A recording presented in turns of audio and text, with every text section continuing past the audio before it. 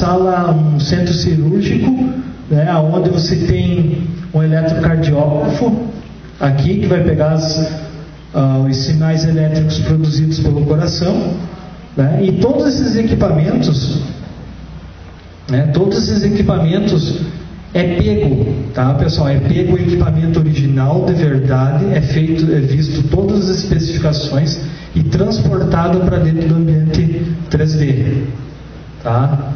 Aqui você vai pegar os eletrodos, colar no paciente e operando esse sistema aqui, operando o sistema, tu vai conseguir simular o sinal elétrico produzido pelo coração. Tá? Por que a gente desenvolve esse tipo de aplicação? Porque hoje em dia você imagine pegar uma turma de 40 alunos de medicina e levar dentro de um centro cirúrgico aonde somente pessoas imunizadas podem entrar, onde pessoas com roupas especiais podem entrar, que no máximo 5, 6 pessoas podem entrar. É muito complicado você levar uma turma de 40 alunos para lá. Por isso que você traz todo um ambiente 3D para que o aluno possa ter esse primeiro contato. Por incrível que pareça, pessoal, é uma briga montar um centro de engenharia clínica dentro do hospital. O que é engenharia clínica? São engenheiros elétricos formados, no qual dão todo o suporte e treinamento aos médicos, né, na questão da utilização de equipamentos. Eu já vi médicos que a primeira vez que utilizaram um equipamento desses dentro de um centro cirúrgico era numa cirurgia. Imagina se você é a cobaia, no meio da cirurgia, esse pessoal utilizando lá. Vou clicar nesse botão para ver o que faz. Aumenta a voltagem Não faltou a palavra. Para fazer a desfibrilador. Aumenta a voltagem, dobra do normal. Sem saber. Aposto que o choque vai ser bem grande. Então, assim, pessoal, esses ambientes 3D, são para que as pessoas, os alunos, tenham um primeiro contato com as tecnologias. Pessoal, eu vou mostrar para vocês aqui, rapidamente, um vídeo.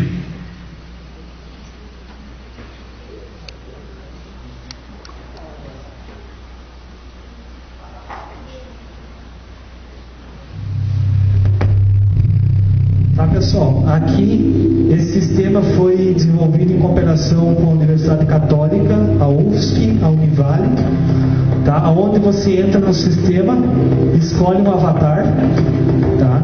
Escolhe esse avatar, tu entra no sistema, tu tem toda a reunião, tu pode fazer, a gente fez um encontro com 400 pessoas dentro de uma sala virtual, onde toda a reunião nossa foi feita dentro desse ambiente, você pode navegar como se fosse um jogo realmente.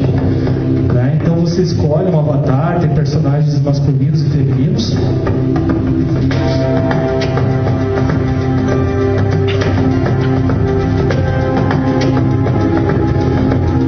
Você começa a navegar dentro dos ambientes, Aqui a gente tem vou mostrar para vocês 2 ambientes. Você tem os equipamentos, as prateleiras, o local do lixo. E o cuidado que a gente toma é que tudo dentro desses laboratórios, desses cenários que a gente tem, tudo tem que estar dentro de normas brasileiras. A altura das tomadas, questão do oxigênio, as tomadas de oxigênio tem que estar no padrão. Então você tem todos esses teatros médicos que a gente chama, os centros cirúrgicos, obstetria, a questão de sala para os primeiros atendimentos, a gente tem todos. Aqui é uma sala, um laboratório, onde você faz todos os experimentos. Nos quadros, o professor pode disponibilizar animação, vídeo, pode deixar, por exemplo, aqui essa caixinha azul com o símbolo de um PDF. Se o aluno for lá e clicar, ele vai baixar a apostila em PDF da aula do professor, que está dentro desse ambiente. Os armários onde são colocados os equipamentos necessários para você fazer um experimento ou realizar um experimento.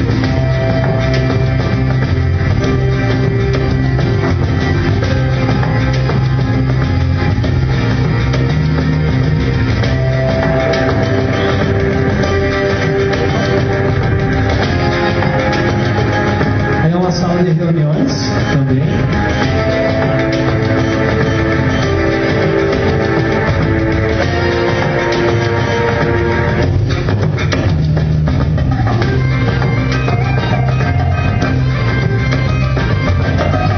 Pessoal, eu vou tentar mostrar para vocês agora um ambiente desses, até porque eu não vou conseguir mostrar para vocês com todas as opções disponíveis. O pessoal de Floripa me encaminhou agora de manhã, eu tentei instalar, aí a gente não conseguiu.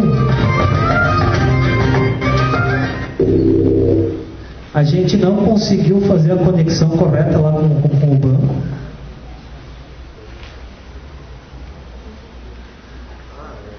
Aí algumas funções,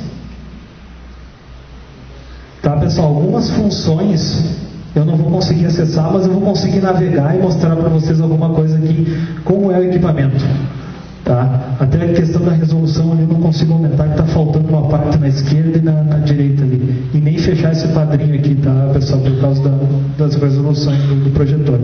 Mas aqui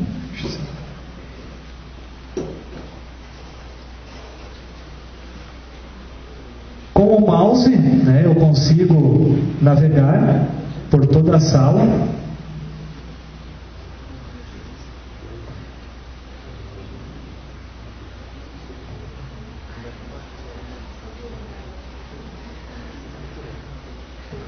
Eu posso verificar, né, então aqui a questão das normas brasileiras, que a gente tem questões de tomadas, as entradas e saídas de oxigênio e outros tipos de substâncias que a gente tem dentro dos hospitais, todas elas têm que estar em normas, então aqui a gente procura também colocar dessa forma ali para que o aluno aprenda.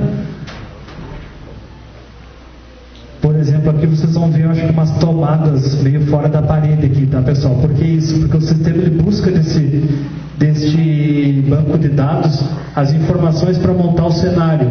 Por que isso? Porque a gente verificou que essas informações mudam constantemente. Então a gente preferiu jogar essas informações de montagem dos ambientes todas em banco, para que a gente alterasse uma vez e mudasse todos os cenários nossos.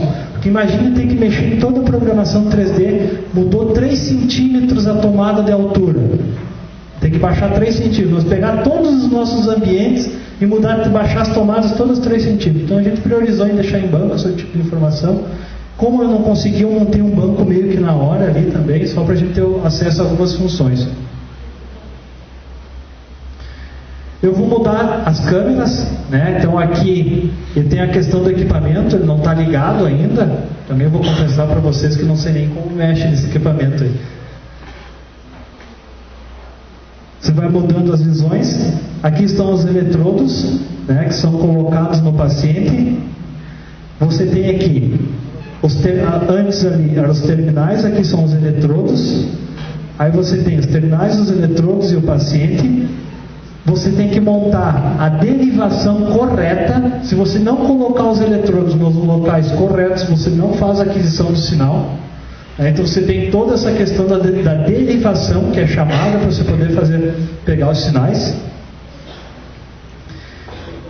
E além do mais, que você tem também os manuais, né? A questão dos manuais de todos os equipamentos. Tu vai com o mouse por cima dos equipamentos, tu consegue acessar especificação técnica, manuais, quais são os procedimentos necessários para você utilizar determinado tipo de equipamento.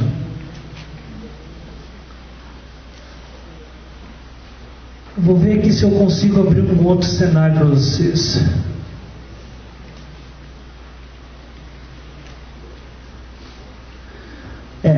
Devido a gente estar sem o banco, pessoal, mas aqui, ó, aqui é uma sala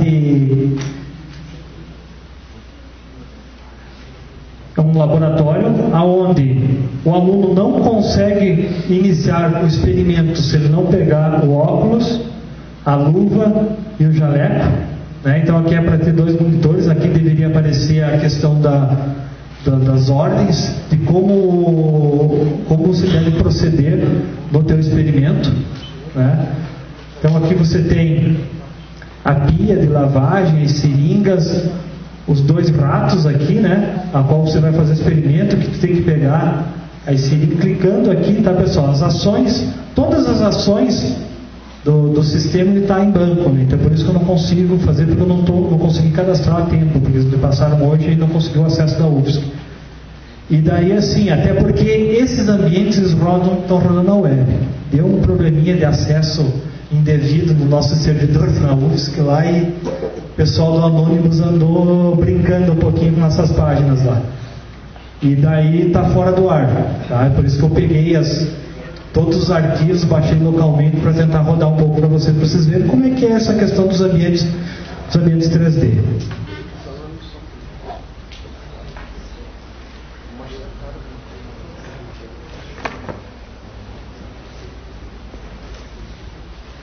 A questão de gerenciamento da informação médica, então a gente também trabalha com questão de prontuário eletrônico utilizando dispositivos móveis, né, que foi uma ferramenta que a gente desenvolveu para a evolução de enfermagem, prescrição médica e sinais vitais. Quando a gente está na área da informática e começa a desenvolver sistemas nesse nível, principalmente no ambiente hospitalar, tudo é bonito, tudo é maravilhoso, tudo funciona. Eu fui uma das pessoas, eu que desenvolvi o sistema. A gente chegou, eu fui avaliar junto ao quadro clínico do hospital. A gente chegou com a PDA lá, fez toda a aquisição dos sinais, essas informações de prescrição médica, sinais vitais, né? E aí começaram a vir os questionamentos esses que eu nem sonhava que iam surgir. Por exemplo, um procedimento médico realizado pelo paciente tal, como ele é feito? A enfermeira vai lá, faz o procedimento, troca o curativo daquele paciente, pega no PDA. Você vai para o outro paciente, faz todo o procedimento, volta para o PDA. Conseguiram entender o que está acontecendo? Contaminação hospitalar.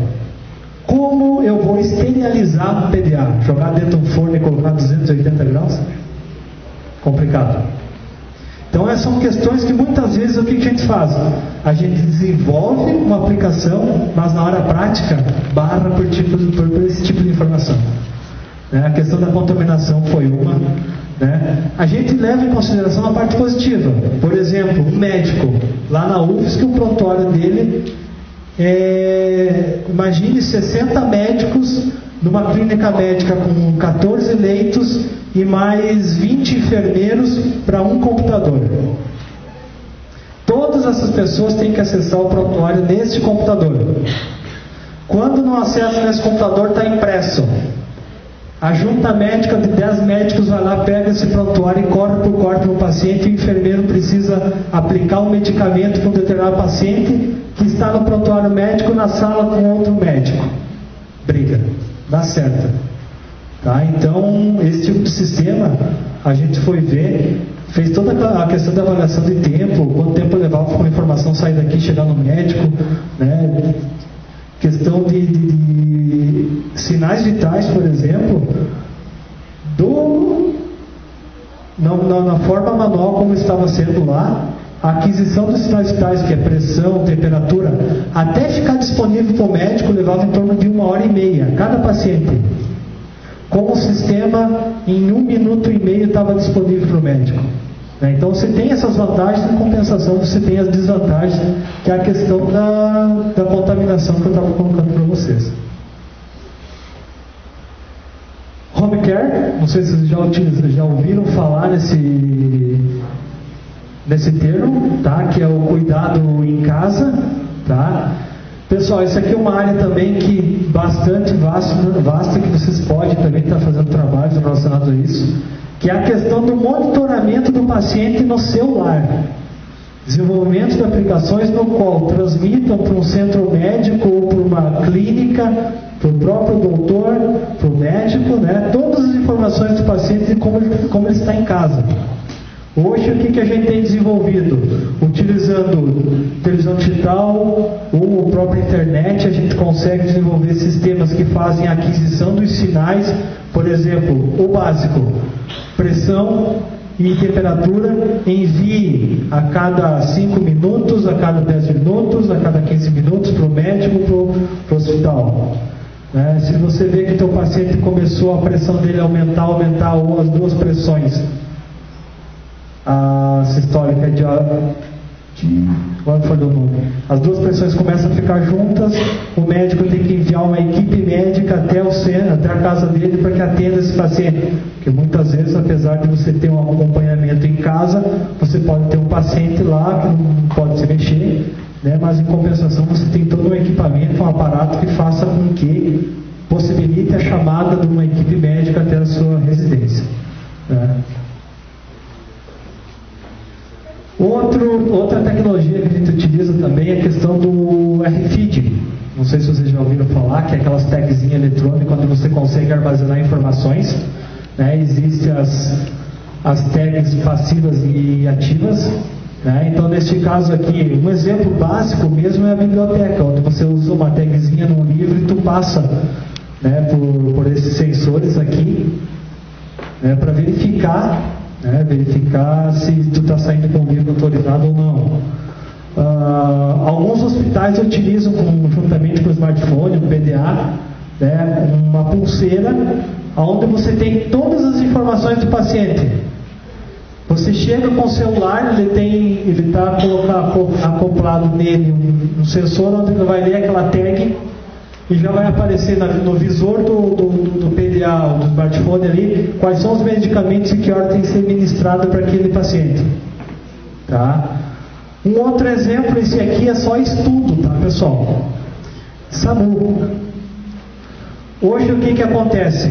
Uma ambulância do SAMU sai, você não sabe com quais equipamentos está saindo e com quantos equipamentos está voltando.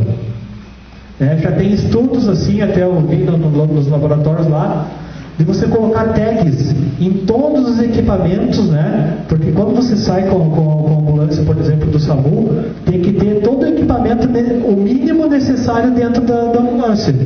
Então, neste caso aqui, o que se faz? No momento que ela sai da porta da garagem, tem um sensor que lê todos os equipamentos que estão aqui dentro, faz como uma check-up na hora da saída, para verificar se o mínimo está indo, e no retorno faz essa checagem também para verificar se voltou todos os equipamentos da ambulância.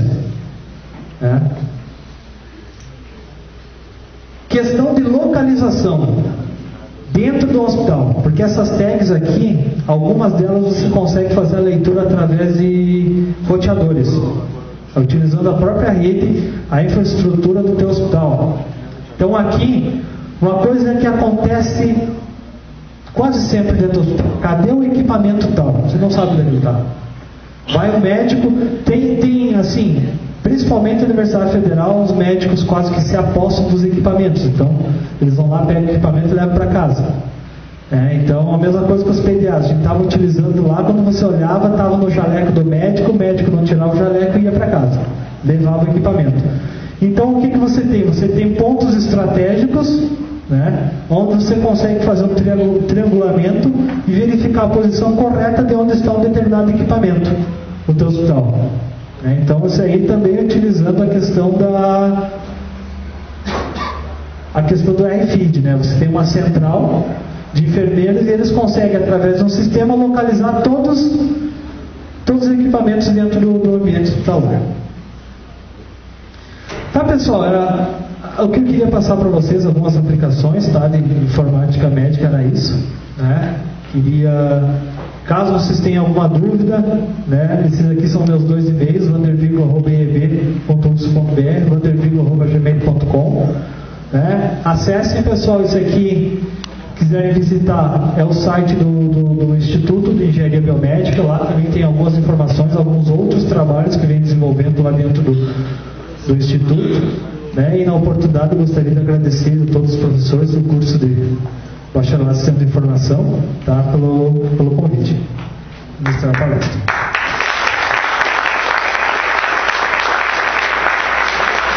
Pessoal, a gente tem um tempo ainda para perguntas. Quem tem alguma dúvida, levanta a mão, por favor. Só um pouquinho.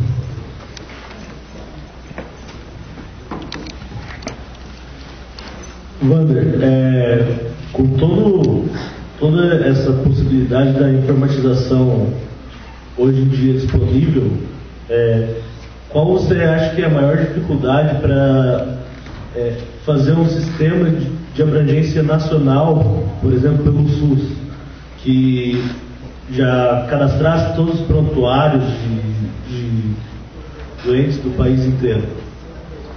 Padrão. Ele não tem padrão.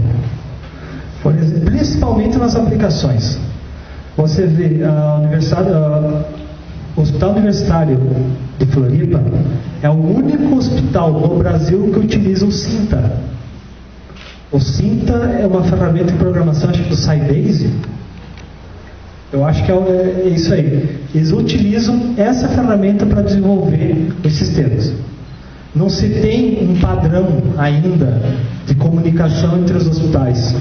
Não se tem um banco único de informação ou uma questão de sistemas distribuídos, onde você tem um banco local em cada um dos hospitais e se replique essa informação para um banco único, onde o SUS poderia pegar essas informações. Não se tem. E a maioria dos hospitais ainda, por incrível que pareça, é parcialmente informatizado, não é nem totalmente informatizado. Esse é o principal problema que a gente tem hoje para se fazer a questão do sistema único para todo mundo. Mais perguntas, gente? Levanta a mão, vamos lá. Tranquilo? Ok, Rafa.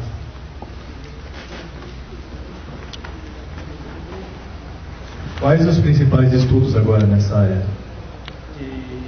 Tu diz de informática no geral? Na área que tu apresentou agora. Assim, ó. Bom, cada pedacinho ali eu posso te falar uma coisa que pode acontecer. Um exemplo.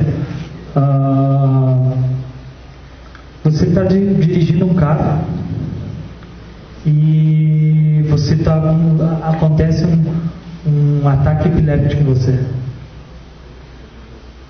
Não tem o que fazer. Porque o ataque epiléptico, o que ele faz? Ele tem um botãozinho, reseta teu cérebro, você cai na hora, por 15 segundos, tu não é nada. É uma pessoa, entendeu? Então assim, ó, existem estudos voltados agora tu prever com uma certa antecedência quando esse evento vai acontecer. É até o que a gente estava vendo lá na UFSC, essa questão. Que não existe ainda. O cara que inventar isso aí vai ganhar muita grana. Porque assim, você não consegue prever. Esse fenômeno você não consegue antecipar ele em 5 minutos, 1 minuto, 30 segundos. Você não consegue prever o que vai acontecer 30 segundos antes de dar aquele ataque ali. É uma coisa que ainda não se tem estudos baseados nisso aí. E depois a questão até a questão de se pensar em a unificação das informações entre todos os hospitais, né? A gente tem hoje aí questão de hospitais que não se tem sistema. Como você vai unir todas as informações de todos os hospitais se você tem hospitais que não tem sistema ainda? Então existem várias N aplicações que você pode pensar, né, dessa forma. Uma coisa legal que está surgindo agora, pessoal, que envolve não somente a informática, mas outras áreas também, a questão da reabilitação, o Kinect. Quem é que não tem um Xbox e joga no Kinect? Reabilitação muscular. Você tem lá um joguinho que tu faz com que a pessoa faça determinados movimentos que venham a fortalecer um determinado músculo que você afetou. Então você tem a questão do Kinect, até o próprio Move do Play 3 também, eles utilizam, né? Mas o que está no top agora é o Kinect do Xbox. Se fazer aplicações médicas voltadas para reabilitação, principalmente a fisioterapia utilizando o Kinect. Eu não tenho, mas eu aceito doações, tá? Do Kinect. Mais alguém aqui?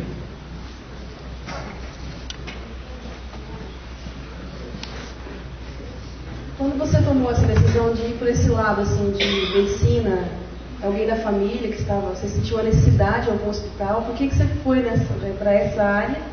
E você teve muito contato com médicos, assim, foram muitos que tiveram que te ajudar? Ou apenas poucos médicos, assim, dando a opinião? Sim.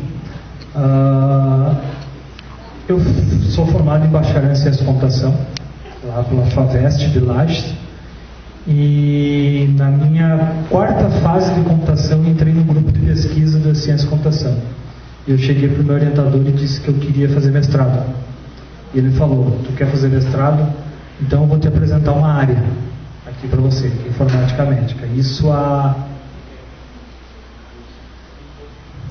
10 anos atrás. Então ele falou assim, ó, ele me apresentou um problema. Qual era o problema? É você não saber, por exemplo, assim, eu vou fazer essa atividade, vou fortalecer esse músculo aqui do bíceps. Vou fazer essa atividade física, né, o trabalho que eu fiz. E chega um momento que você chega à exaustão daquele músculo. Então as pessoas querem saber, o especialista quer saber se você realmente chegou à exaustão daquele músculo, ou se você não está mentindo para o especialista. Então eu desenvolvi um sistema de processamento de sinais eletromiográficos baseado no tratamento da reabilitação muscular.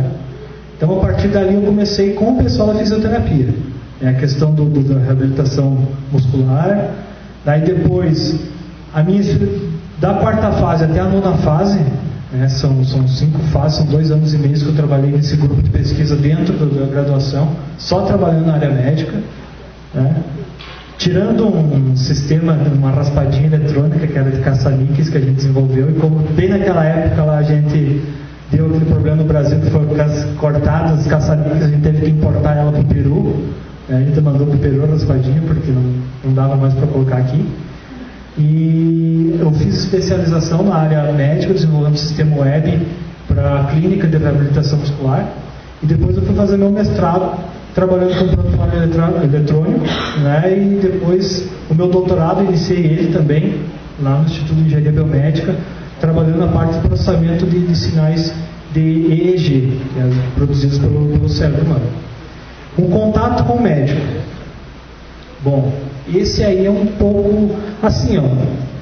Eu vou ser bem sincero. Quando você precisa da informação dele, assim, precisa avaliar um sistema, eu chegava com aquela planchetinha minha para avaliar meu sistema para os médicos e saiam todos correndo. Não queriam nem ver. Assim, ó, é complicado. Então, avaliar um sistema, principalmente o pessoal da área de saúde, eles saem correndo. TV, foge. Mas assim, a gente sempre tem, nessas áreas, a gente sempre tem um especialista do nosso lado.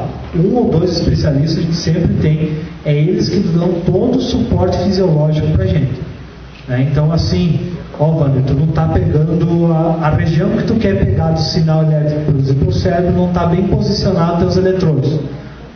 Só para você ter noção, esse exemplo que eu passei para vocês da epilepsia, estava eu e meu colega, a gente foi para um centro clínico ali em Florianópolis.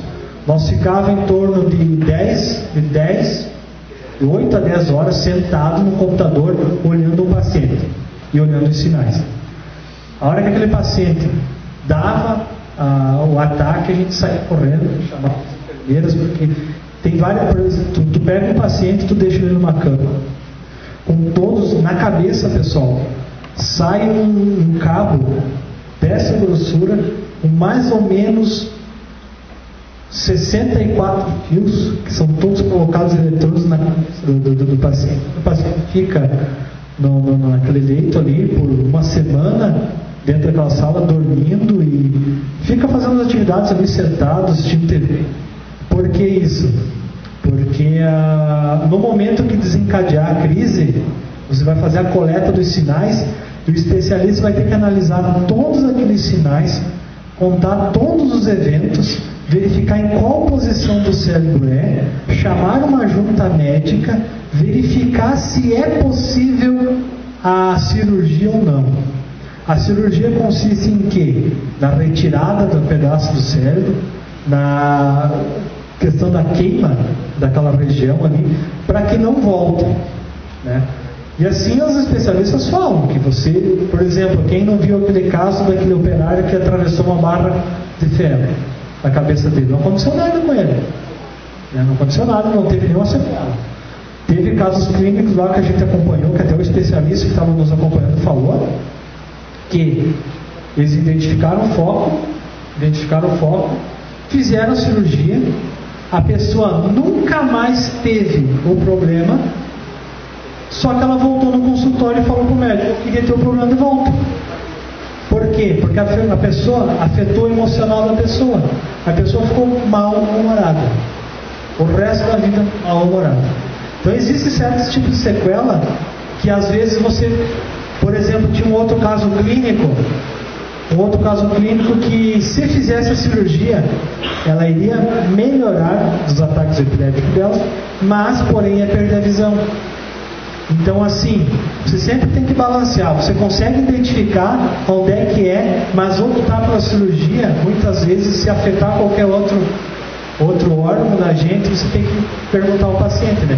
Mas com a questão dos médicos, assim, sempre, todas as áreas, você tem no mínimo 2 ou 3 médicos acompanhando. Você não tem o apoio 100% deles, porque eles têm as atividades deles também. A gente sempre tem algum especialista da área junto. Mais alguma pergunta, gente? Então, se vocês quiserem depois fazer mais perguntas, vocês podem descer e conversar com o Wander. Tá? A Elisa vai trazer uma lembrança, um presente aí para o Wander em forma de agradecimento. Queria que vocês dessem quase uma salva de palmas, por favor. E é mais ou menos o processo que aconteceu com o Wander vai acontecer com vocês, né, no curso técnico, no curso superior. Achar uma área de pesquisa, conversar com os professores e aí começar a se aprofundar naquela área, né? 10 anos depois você se torna especialista no assunto, né? Então você acaba falando daquele assunto com naturalidade porque você aprofundou numa área específica. O processo é mais ou menos o mesmo, né, que vai acontecer com vocês aí, forem caminhando mais na graduação. Ok, gente? Só acrescentando mais um pouquinho aqui, tá, pessoal? E essa questão de vocês assistirem as palestras aqui é legal, porque foi numa dessas assim, palestras que a gente surge aquele estalo assim, né? Por exemplo, olha quantas aplicações legais vocês viram. Ontem vocês viram um Arduino, né? Eu mostrei para vocês o Epoch Emotion ali. É tranquilo, o Epoch Emotion é um sistema qual você pega toda a aquisição elétrica e você já passa para o computador. Ele tem um sistema que já gera um arquivo com todo o sinal. Você lendo esse arquivo, o que é o arquivo? É números. É a amplitude do sinal que você vai gerar no gráfico. Com essa informação, você sabendo o tipo de sinal que você quer e a curvatura do sinal que você tem, você consegue pegar essa informação, passar para um Arduino e do Arduino, daí vocês fazem o que vocês quiserem. A primeira palestra foi sobre mineração de dados e data warehouse, também é uma área bem interessante. Ok, gente, a gente vai ter um intervalo de 20 minutos, a gente volta então às 3h15 mais ou menos, sem falta. Tá? Tá chovendo, às vezes vocês vão querer ir embora, né? Daí começa a palestra do Alexandre sobre desenvolvimento web, frameworks, etc. Ok? Obrigado.